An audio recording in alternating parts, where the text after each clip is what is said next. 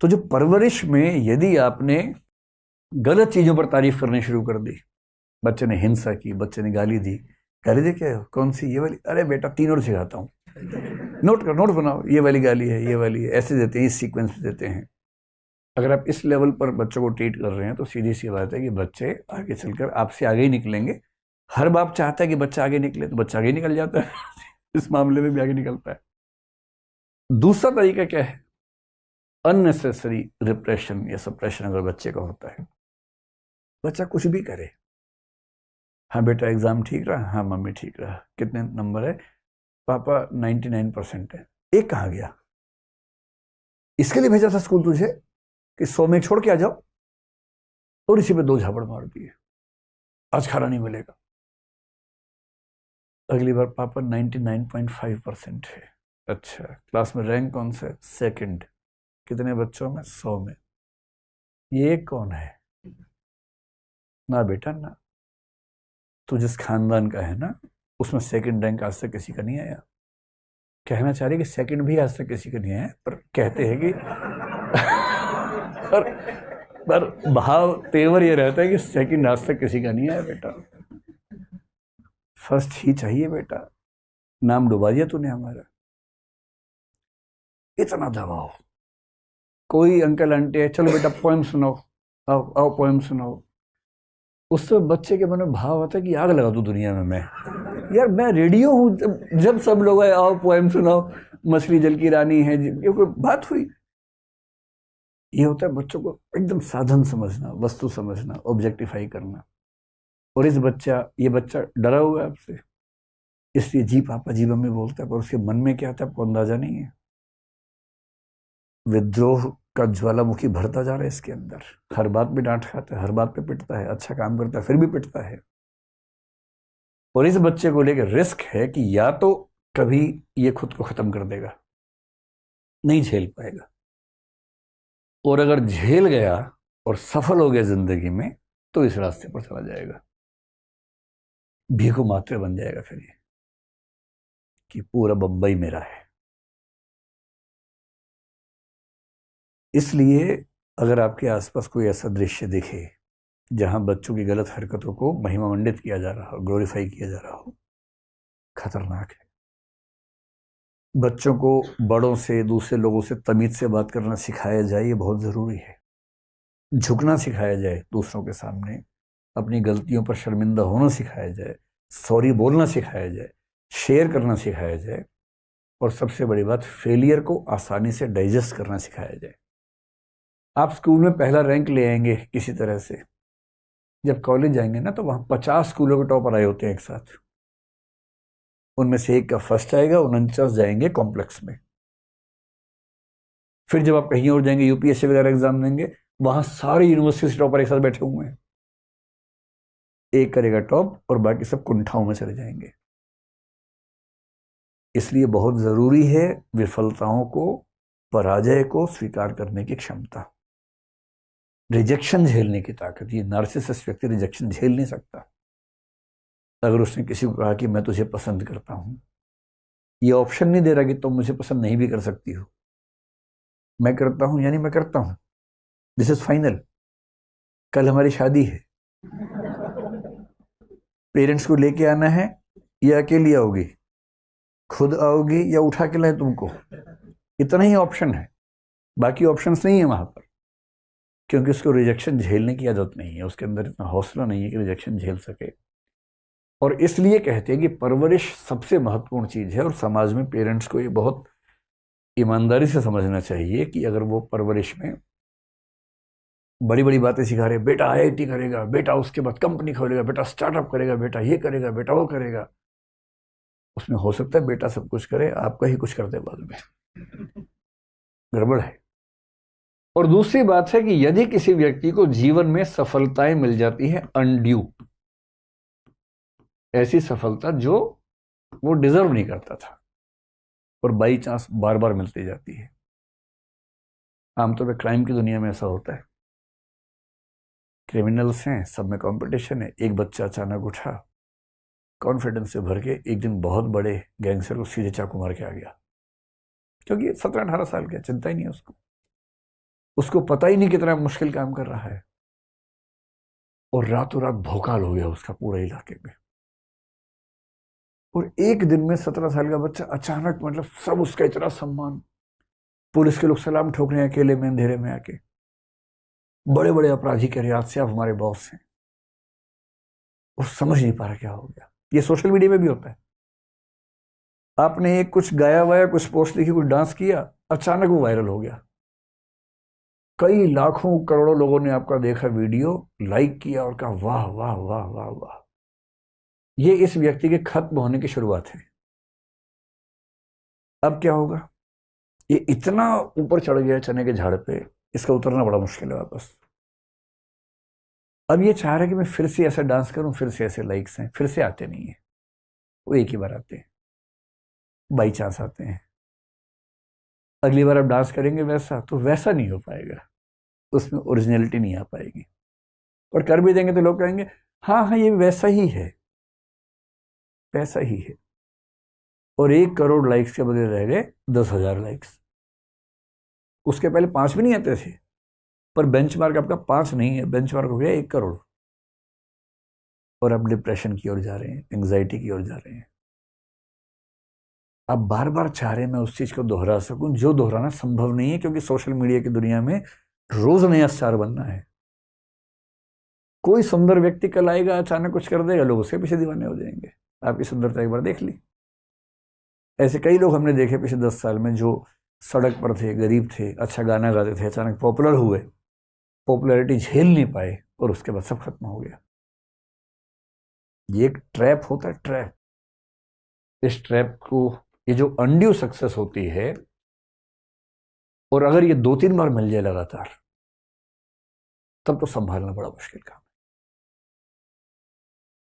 और कुछ लोग कहते हैं कि बायोलॉजिकल फैक्टर्स भी होते हैं, कुछ हार्मोन्स वगैरह भी होते हैं, लेकिन वो तो एक अलग मामला है जिस पर हमें ध्यान देना चाहिए। वो ये है कि हम अपने समाज में बच्चों को ये समझाएं, क्या समझाएं, क्या क्या लेसन्स हो सकते हैं, क्या ध्यान रखना चाहिए, प्रिकॉशंस अगर कहना हो तो क्या होनी चाहिए। कल को जब आप पेरेंट्स होंगे तो विशेष रूप से काम आएगा। अभी भी छोटे भाई बहन तो होंगे ही आपके, उनको तो सिखा ही सकते हैं। सबसे पहले सिखाना है कि रिजेक्शन भी सीखें, थोड़ा बहुत फेलियर भी सीखें। कोई रिजेक्ट करे ना तो कायदे से रिस्पॉन्ड करना है, मतलब रिजेक्ट करने वाले को भी कायदे से करना चाहिए, नार्सिसिस्ट नहीं बनना चाहिए उसको भी। लेकिन अगर रिजेक्शन हो जाए तो ये नहीं कि अच्छा मुझे मना किया, मुझे ये नहीं, इतना ही कि अच्छा ठीक है कोई बात नहीं, एज यू विश। सबसे अच्छा तो ये होता है मस्त मौला होना चाहिए व्यक्ति को। आपने किसी को प्रपोज किया, उसने रिजेक्ट कर दिया, शिफ्ट डिलीट मारिए दिमाग से। और 4 दिन बाद कोई पूछे कि उसने रिजेक्ट किया था, याद आती है? और आप कहें कौन, किसकी, कौन है ये? अरे तू नहीं, कोई और से। ऐसा क्या, इतनी बड़ी दुनिया में क्या मतलब है किसी एक व्यक्ति के पीछे पागल होने से? ऐसी फेलियर सहजता से, ठीक है भाई, हर आदमी कैसे सफल हो सकता है हर चीज में, ठीक है। हमने कोशिश की, 50 बच्चे क्लास में पढ़ते हैं, मैंने कोशिश की पर मेरा 8वां रैंक आया। मैं 42 से ऊपर हूं, मैं ये भी तो देखूंगा। 7 से पीछे हूं, ठीक है, एक पक्ष ये भी है, पर 42 से ऊपर भी हूं। दोनों के बीच में मेरा सेल्फ एग्जिस्ट करता है, तो उस सेल्फ को मैं समझूंगा। तीसरी बात है कि ये वाला संस्कार की विनम्रता के साथ अपने बड़ों से और बाकी लोगों से भी, केवल बड़े ही क्यों, किसी के साथ भी पेश आने की जो तमीज है, वो तमीज तो होनी चाहिए। डेमोक्रेटिक बिहेवियर का एक मतलब क्या होता है कि जब आप कुछ कहें तो आपको अपना विरोधी पक्ष सुनने की क्षमता होनी चाहिए। भाई आपकी राय से सब लोग क्यों सहमत होंगे? कोई आपको बता सके कि सर आपकी बात ठीक है, पर मुझे ये बातें सहमति की नहीं लग रही है आपसे। ये ना हो कि अगर ये बोला तो मैं पिटूंगा उसके बाद, नहीं। ये भरोसा हो लोगों को आपके साथ बात करते हुए कि अगर आप उनके विरोध की बात भी करेंगे तो आप शालीनता से सुनेंगे और उसमें से काम की बात को निकाल के स्वीकार भी कर लेंगे। अगर ऐसा आपके परिवार के लोग कर पा रहे हैं, बच्चे कर पा रहे हैं, तो मान के चलिए कि वो कायदे के इंसान बनेंगे, कॉन्फिडेंस से भरे हुए लोग होंगे, ना कि नार्सिसिज्म की समस्या से ग्रस्त होंगे। ये बेसिक बातचीत मैंने इसके बारे में कर ली है। अब आपके मन में जो भी सवाल हों इसको लेकर मनोविज्ञान पर, वो पूछें। कोई चिंताएं हों जो एड्रेस ना हो पाई हैं तो वो पूछिए। सर पूछना ये चाहते हैं कि सेल्फ कॉन्फिडेंस और ओवर कॉन्फिडेंस में वो कैसे पता चलेगा कि हमारा सेल्फ कॉन्फिडेंस ओवर में कंप्लीट हो गया है, और ओवर कॉन्फिडेंस क्या ना करने, ये जो आपने बताया नार्सिसिज्म। नार्सिसिज्म, ये ओवर कॉन्फिडेंस को नार्सिसिज्म बोला जाएगा? बहुत इंटरेस्टिंग सवाल है। अगर आप मुझे अनुमति दें तो मैं 5-7 मिनट में इसका जवाब विस्तार में देना चाहूँगा, ठीक है। पहले ये समझे कि जो कॉन्फिडेंस हमारे अंदर होता है वो कैसे आता है, कहाँ से आता है। कॉन्फिडेंस का मतलब है कि मैं यह कर सकता हूं, इसका विश्वास। मैं यह कर सकता हूं, ये विश्वास मेरा सेल्फ कॉन्फिडेंस है, ठीक है। मैं ऐसा ऐसा हूं, सेल्फ एस्टीम है। मैं यह कर सकता हूं, कॉन्फिडेंस है। सेल्फ कॉन्फिडेंस का संबंध दरअसल सेल्फ की धारणा के साथ है। और सेल्फ का मतलब है कि सरल भाषा में मेरे मन में मेरी छवि क्या है, इसको बोलते हैं सेल्फ मनोविज्ञान में। मेरे मन में मेरी छवि। बहुत छोटे बच्चों में अपनी छवि होती ही नहीं। जो बहुत छोटे बच्चे हैं, कुछ महीनों तक की उम्र में, उनको ये एहसास ही नहीं होता कि वो हैं, कि वो भी हैं। इसका एक एक्सपेरिमेंट कई लोग करते हैं। कुछ एनिमल्स को लेकर भी ऐसी बात कही जाती है कि उनके अंदर भी सेल्फ कंसेप्ट बहुत क्लियर कट नहीं होता। मैंने ये प्रयोग कई बार करके देखा, आप भी करके देखिए। अगर आपके पास कोई पशु पक्षी हो पालतू, गोदी में उठा लीजिए। अगर छोटा है तो गोदी में उठा लीजिए, शीशे के सामने जाइए। आप कोशिश कर करके थक जाएंगे, वो शीशे में खुद को नहीं देखेगा। वो नार्सिसस की तरह ये समझ ही नहीं पा रहा कि ये मैं ही हूं। उसे लग रहा कोई और है, क्योंकि सेल्फ की धारणा उसके दिमाग में है ही नहीं। अब ह्यूमन बीइंग के जो बच्चे होते हैं, 1 महीने का बच्चा, 1.5 महीने का बच्चा, उसे गोदी में उठा के शीशे के सामने ले जाइए। वो खुद को नहीं देखेगा, आपको देखेगा। आपको देखेगा, फिर बाहर देखेगा, कहेगा एक जैसे दिख रहे हैं दोनों। खुद को नहीं देखेगा, क्योंकि उसको ये एहसास है ही नहीं कि मैं भी कुछ हूं। ये सेल्फ की धारणा धीरे धीरे बनती है। और कैसे बनती है, बड़ा खतरनाक कंसेप्ट है। सारा खेल मनोविज्ञान में इस कंसेप्ट पे टिका हुआ है। जिस व्यक्ति ने इसकी सबसे खूबसूरत व्याख्या की, मतलब मेरी राय में उससे अच्छी व्याख्या किसी ने की, उसका नाम था चार्ल्स हटन कूले। अमेरिकन सोशियोलॉजिस्ट, साइकोलॉजिस्ट कह लीजिए। 1860 से 1930 के बीच में रहा। और ठीक इसी समय में एक व्यक्ति और रहा अमेरिका में ही, जिसको हम बोलते हैं George Herbert Mead. George Herbert Mead. दोनों की व्याख्या मिलती जुलती है, लेकिन C.H. कूले का एक वाक्य बोलता हूँ, वाक्य सुन के आपको आनंद आ जाएगा। उसका वाक्य क्या है? लंबा वाक्य है, लिखने में दिक्कत होगी, मैं बोलता हूँ 2-3 बार ताकि आप मन में बिठा लें उसको। क्या है? उसने 3 वाक्य बोले। आपको लगेगा कि भाषा का खेल है, पर भाषा का खेल है नहीं। I am not what I think I am. I am not what you think I am. I am what I think you think I am. ये सुन के लोगों को लगता है क्या भाषा की लफाजी चल रही है भाई, इसको हिंदी में कर लेते हैं। मैं वह नहीं हूं जो मैं सोचता हूं कि मैं हूं। मैं वह भी नहीं हूं जो आप सोचते हैं कि मैं हूं। मैं वह हूं जो मैं सोचता हूं कि आप सोचते हैं कि मैं हूं। अभी तो ऐसे चल रहा होगा दिमाग के अंदर, ये जंतर मंतर जैसी फीलिंग आ रही होगी ना, लेकिन इसका भाव समझिए क्या है। मेरे मन में अपने आप को लेके सम्मान का भाव है या नहीं। कुछ लोग आत्म अपमान से भरे होते हैं, हमेशा खुद को कोसते रहते हैं कि मेरे अंदर ये नहीं है, मेरे अंदर वो नहीं है, मैं तो पागल हूं, मैं तो ये हूं। हमेशा खुद को खारिज करते रहते हैं। वो उनका सेल्फ है। कुछ नार्सिसिस्ट है, वो उनका सेल्फ है। कैसे बनता है? मैंने आपसे कहा ना, पेरेंट्स सबसे बड़े जिम्मेदार होते हैं। उसी पेरेंट्स वाली बात को G.H. मीड ने एक शब्द दिया, जिसको बोलते हैं, जो स्पेशलाइज्ड अदर्स कह लीजिए, या 1-2 शब्द और चलते हैं इसके लिए। एक होता है जनरलाइज्ड अदर्स, और एक होता है, कोई शब्द है बड़ा अच्छा जिसका सिग्निफिकेंट अदर्स है। सिग्निफिकेंट शब्द का इस्तेमाल किया उसने, सिग्निफिकेंट अदर्स। स्पेशलाइज सही शब्द नहीं है, सिग्निफिकेंट। इसका मतलब क्या हुआ? मैं जानता हूं कम से कम 1000 व्यक्तियों को, शायद 10,000 को जानता हूँ। किसी से ऐसी परिचय है, कोई मेरे पड़ोस में रहता है, सामने दिख गया कभी। मेरे बहुत सारे स्टूडेंट्स हैं, मैं चेहरे से उनको जानता हूं, पर मेरी जिंदगी पे उनका प्रभाव बहुत कम है। कुछ लोग मेरे जीवन में ऐसे हैं, आपके जीवन में भी ऐसे होंगे, जिनका आप पर प्रभाव बहुत ज्यादा होगा। उनको बोलते हैं सिग्निफिकेंट अदर्स, जीएस मीट की भाषा में। ये सिग्निफिकेंट अदर्स आपका सेल्फ का कंसेप्ट क्रिएट करते हैं। कैसे? आप अपना कंसेप्ट कैसे बनाते हैं, उन 3 लाइनों को समझेंगे। पहला, मैं वह नहीं हूं जो मैं सोचता हूं कि मैं हूं, यानी मेरा सेल्फ का कंसेप्ट मेरी चाहत से नहीं बनता। मैं अपने बारे में कुछ भी सोचता रहूं तो मेरा सेल्फ का कंसेप्ट वैसा बनेगा नहीं। वो नाटक बेशक करता रहूं मैं, बनेगा नहीं। आप मेरे बारे में क्या सोचते हैं मुझे फर्क ही नहीं पड़ता, इस बात से फर्क पड़ता है, लेकिन जो कहना चाह रहे कूले, वो दरअसल इससे फर्क नहीं पड़ रहा कि आप क्या सोचते हैं। फर्क इसी से पड़ता है, मुझे क्या लगता है कि आप मेरे बारे में क्या सोच रहे हैं। बड़े खतरनाक बात है। मैं आपको एक एग्जांपल से बात समझाता हूँ। एक बार मुझे एक ध्यान है, होली की शाम को कवि सम्मेलन चल रहा था। जब मैं स्टूडेंट था तो हम ये सब हरकतें करते थे होली की शाम को, मैं भी उसमें रहता था। 20-30 दोस्त होते थे, लोग अपनी कविताएं पढ़ते थे, तालियां बजाते थे। अब उसमें एक लड़का था, बहुत ही रद्दी किस्म की कविता लिखता था। उसे बिल्कुल कविता लिखनी नहीं आती थी, आती हमें भी नहीं थी, पर हम कहते थे कि हमें नहीं आती तो हम नहीं गाते थे। उसको आती नहीं थी पर उसको लगता था कि आती है। ये सेल्फ का कंसेप्ट बिगड़ा हुआ था। अब उसने घटिया सी कविता सुनाई सबके सामने, बहुत ही घटिया सी कविता। अब इमेजिन कर लीजिए कुछ भी।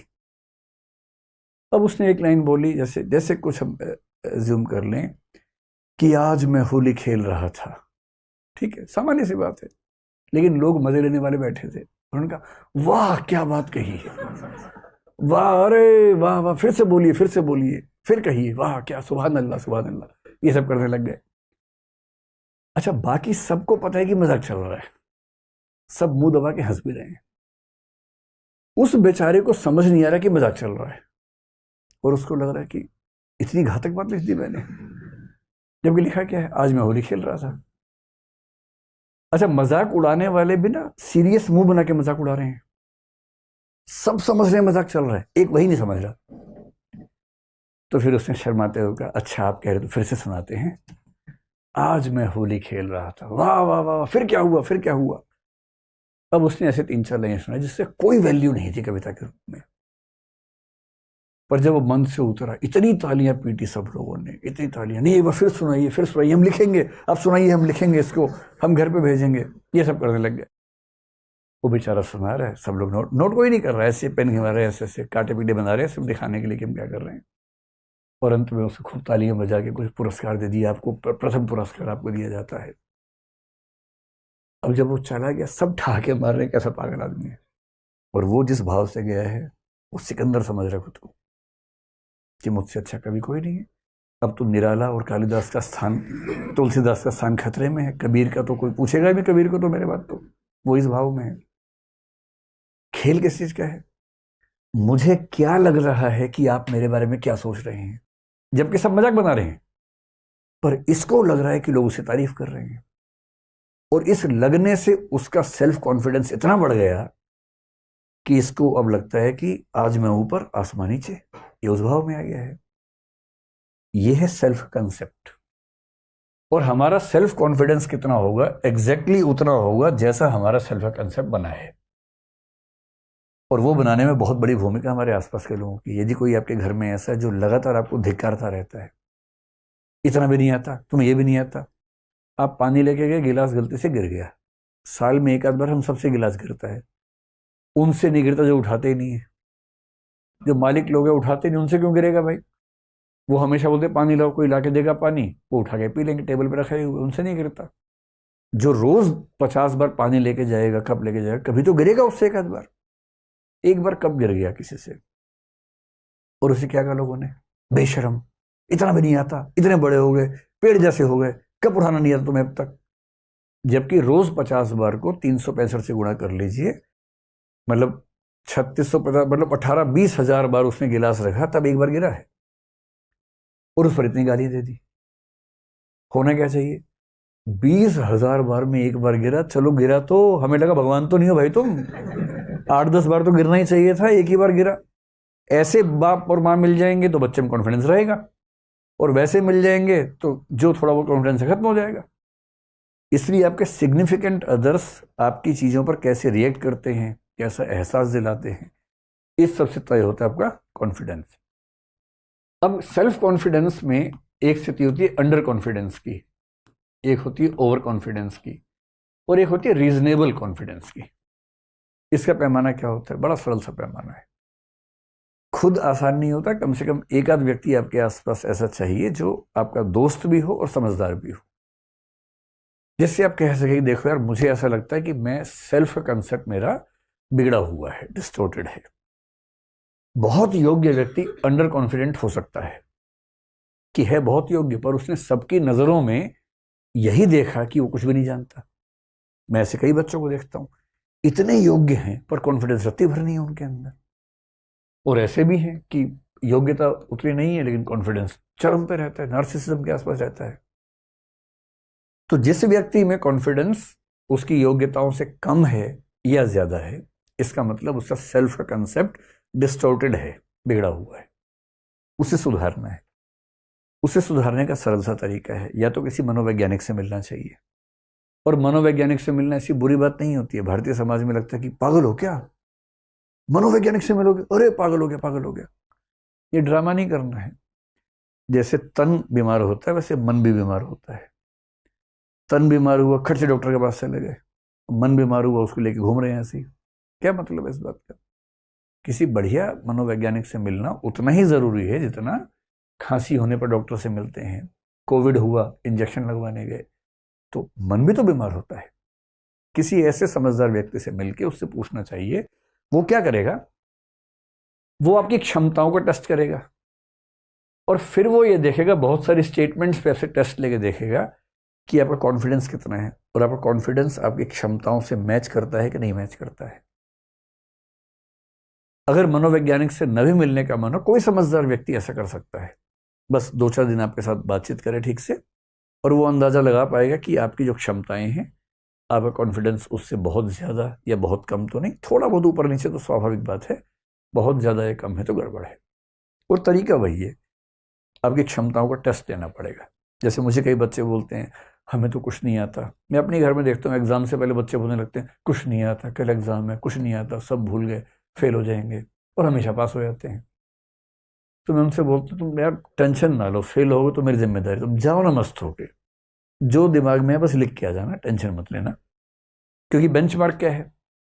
एग्जाम से एक रात पहले आपके पाठ्यक्रम में 100 क्वेश्चंस हैं और 100 में से आपको मान लीजिए 80 याद है, 20 याद नहीं हो पा रहे, आपका दिमाग उन 20 पे ही लगा हुआ है, ये भी याद नहीं, ये भी याद नहीं, ये भी याद नहीं, 80 पे ध्यान ही नहीं है आपका। और पेपर में क्या होना है, 10 क्वेश्चन आएंगे, उनमें से 8 करने हैं, और आपको 80 पहले ही आते हैं जिस पे आप ध्यान नहीं दे रहे हैं। इसी अक्सर क्या होता है कि तैयारी मतलब एग्जाम से एक दिन पहले बच्चों का ये बोलना कि कुछ नहीं आता, और एग्जाम के बाद बड़ा अच्छा हुआ, ये बहुत स्वाभाविक है क्योंकि बेंचमार्क दोनों के अलग अलग हैं और इसी तनाव में हमेशा रहते हैं। इसलिए क्षमताओं को टेस्ट करना बहुत जरूरी है। जैसे मेरे पास कोई बच्चा बोलता है कि मुझे लिखना बिल्कुल नहीं आता, मैं ये बात मानता ही नहीं जब तक वो लिख के ना दिखाए। जब वो लिख के देखता है तब मैं उसको बोलता हूँ कि भाई तुम्हारा परसेप्शन बहुत गलत है, आपकी भाषा और आपकी लेखन क्षमता लगभग 80% बच्चों से बेहतर है। और जब कोई एक्सपर्ट आपको ये बात बोलेगा तो वो क्या कर रहा है, वो सिग्निफिकेंट अदर बोल के बन के आपका सेल्फ का कंसेप्ट चेंज कर रहा है, और वही उसकी भूमिका होनी चाहिए। ठीक है।